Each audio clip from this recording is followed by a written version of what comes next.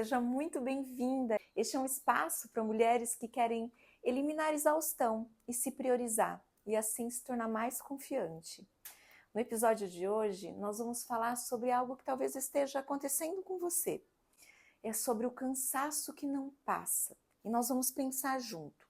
O que pode estar por trás deste cansaço que não passa? Nós estamos falando daquele cansaço que continua mesmo depois que a gente dorme, mesmo depois que a gente tira umas férias ou depois que a gente tenta descansar.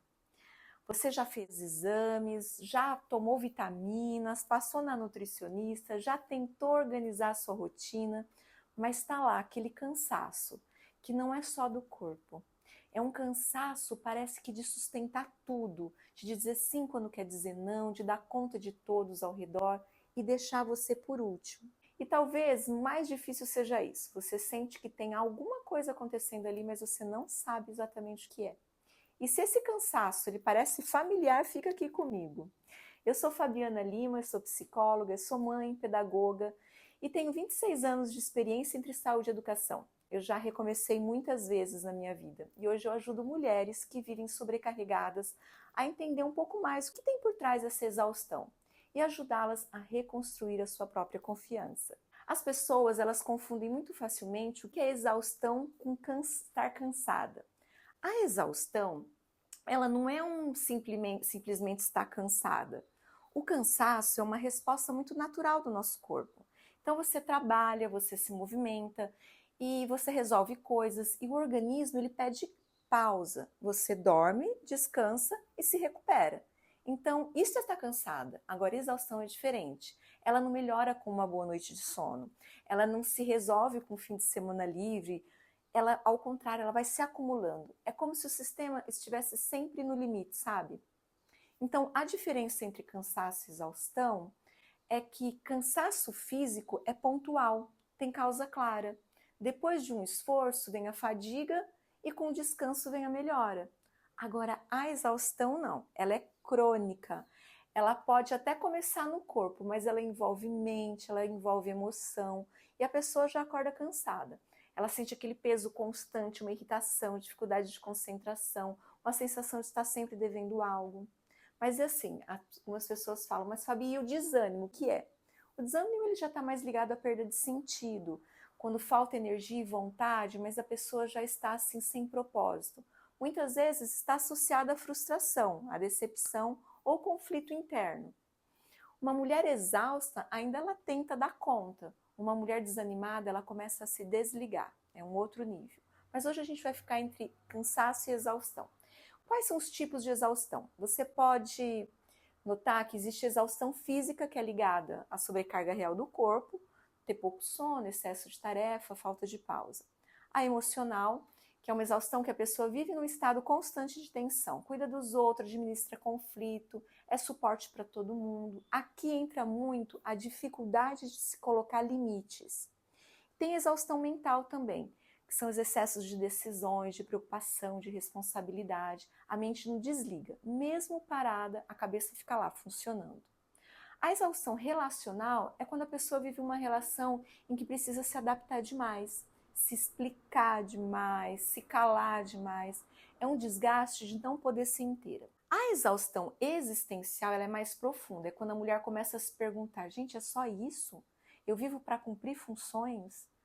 Há uma sensação de perda de si mesma. Isso pode nos afetar como um todo, todos esses tipos de exaustão. Bom, muitas mulheres, elas acham que estão só cansadas, mas na verdade elas estão emocionalmente sobrecarregadas já há anos. E o corpo começa a falar quando a vida interna está sendo ignorada.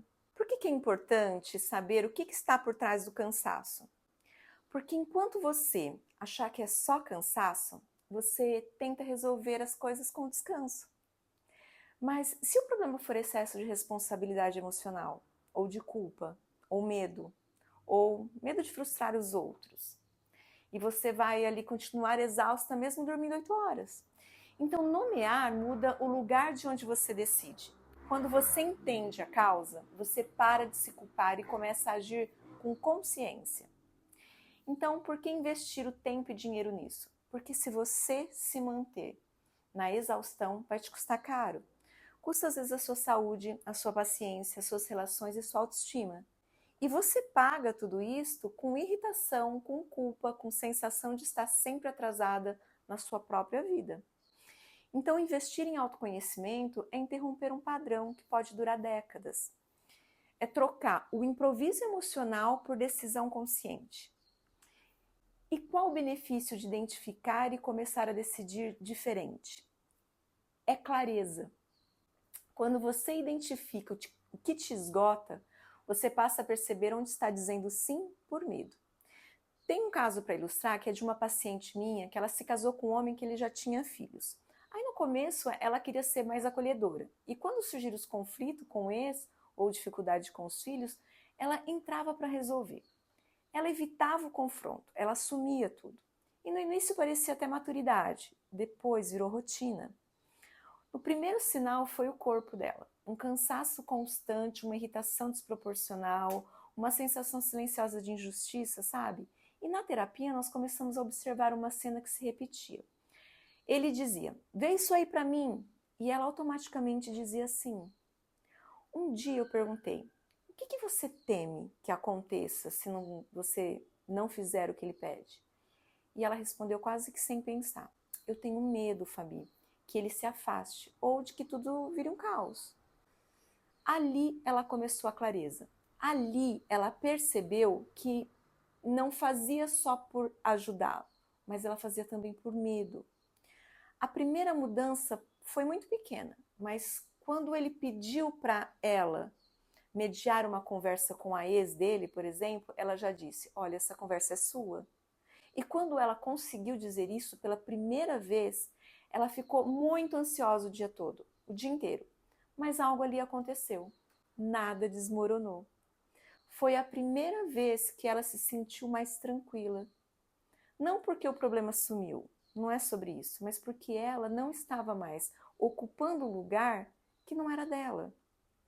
Esse processo, lógico que ele não foi imediato, levou alguns meses para ela poder vivenciar e exercitar. E difícil também sustentar um posicionamento sem culpa, mas foi possível, com pequenos passos.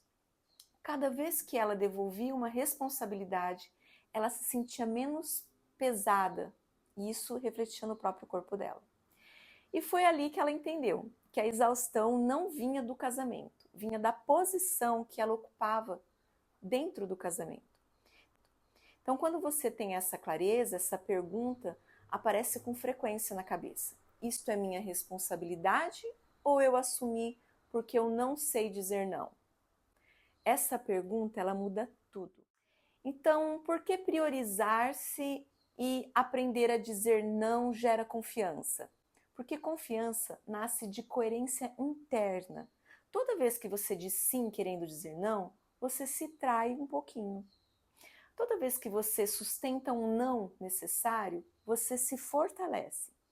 A confiança não vem da aprovação dos outros, ela vem da experiência de se respeitar. Então, quais são as vantagens de ser mais confiante? Você acaba parando de viver tentando agradar todo mundo, você reduz a culpa constante, você decide com mais clareza, você tolera a frustração sem se desmontar, escolhe relações com mais consciência e não negocia seus valores com tanta facilidade. Então, confiança não é arrogância, é estabilidade interna. E se eu continuar sem me tornar mais segura, o que acontece comigo, Fabi? Provavelmente você vai continuar sobrecarregada, ressentida, esperando reconhecimento que nunca vem na medida que você imagina, sentindo que faz muito e recebe pouco. E com o tempo, a exaustão pode virar um adoecimento de fato emocional. E por que não manter a mulher boazinha ou a moça dedicada, né, que tem alguns ganhos secundários? Porque muitas vezes essa mulher, ela não é uma escolha, ela é uma adaptação. Ela aprendeu que ser aceita depende de servir. E o problema não é ser dedicada, o problema é só saber existir desse jeito. Quando você só é valorizada pelo que faz e não pelo que você é, algo começa a secar você por dentro, sabe? Então, qual é o melhor momento para iniciar uma jornada de autoconhecimento? O melhor momento é quando você começa a perceber que não quer mais continuar igual. Então não precisa estar no fundo do poço, mas geralmente a mudança começa quando a dor fica maior do que o medo. E se você já se perguntou até quando, esse aí já é um sinal. Essa pergunta já é um sinal para que é um bom início. E o que vale mais? Viver na anulação ou construir relações mais autênticas? As relações autênticas exigem risco, exigem mostrar limites, exigem frustração do outro, mas trazem algo que a anulação nunca traz: a paz interna. A maioria das mulheres, elas tentam se tornar confiante endurecendo, sabe? Elas começam a falar mais alto, forçam uma postura, elas tentam parecer assim mais decididas, mas por dentro elas continuam com medo de desagradar. Isso aí não é confiança, isso aí é defesa. É como no conto da mulher que veste uma armadura para se proteger e depois ela não consegue mais sentir o próprio corpo. Então ela se defende do que é externo, mas ela também não se sente. Então quando você constrói a confiança só na imagem, você se afasta de si mesma. E isso de novo cansa. Então, qual seria um caminho possível? A confiança, ela não nasce da força, ela nasce da reconexão. Eu vou trazer um símbolo. No conto da Pele de Foca, Pele da Alma, a doutora Clarissa Pinkola Estes, ela conta de uma mulher que perde a própria pele e passa a viver adaptada ao mundo do outro. Ela funciona, cuida, organiza, mas ela vai ressecando por dentro. Ela só começa a recuperar a vitalidade quando ela reencontra a própria pele. Confiança é isso. Não é virar outra pessoa. É recuperar uma pele psíquica. É sair do lugar de adaptação constante e voltar a sentir o que você quer. Na psicanálise, a gente diria que é sair da posição de viver pelo desejo do outro e começar a se responsabilizar pelo próprio desejo. Isso não é egoísmo, isso é saúde mental. E como você poderia começar? Bom, primeiro nomeie onde você se sente fora da própria pele. Em qual relação você está funcionando demais e se sentindo de menos? Identifica qual que é o medo que te mantém ali. Medo de perder um amor? Medo de conflito? Medo de parecer egoísta? Pergunte-se o que seria coerente com você. Se eu me respeitasse aqui, o que é que eu faria?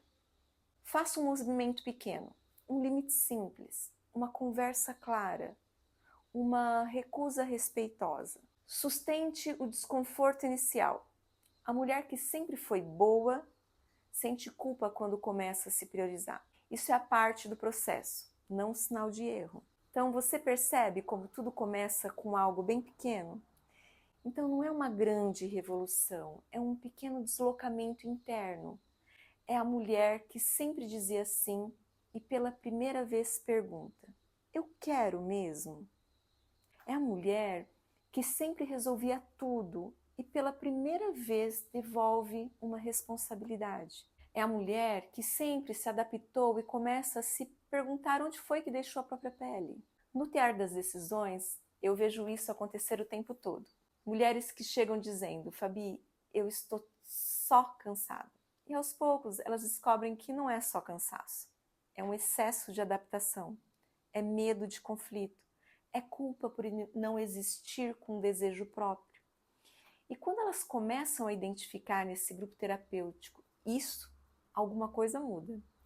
A voz fica mais firme, o corpo fica menos pesado, as decisões ficam mais claras. Não porque a vida ficou mais fácil, mas porque elas deixaram de se abandonar.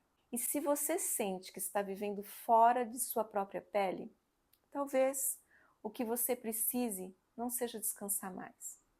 Talvez você precise de se reencontrar.